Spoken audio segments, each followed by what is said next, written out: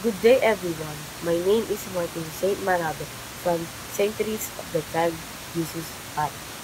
Our gospel for today is Matthew chapter 18, 19 to 21. Ang akin po ngayon natutunan ay doon sa likas na pagkakamali at pagpapatawad. Kagaya po ni Adan at Eva, nagkasala rin po sila at ipinasa po sa ating mga tao. Katulad po ng Diyos, kahit po tayo ay marami ng nagagawang kasalanan, ay pinapatawad din po tayo. Sana po ay ganon din tayo na inuunawa muna ang sitwasyon bago manghusga. Atin po munang unawain yung mga sitwasyon ng tao at unawain po muna natin ang kanilang mga sinasabi. At sa huli naman po ay atin itong mauunawa.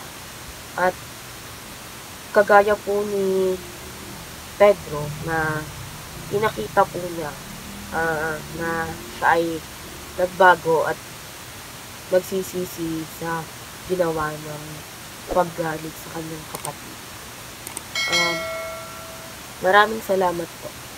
Visit us in Facebook or YouTube. Visit us in www.facebook.com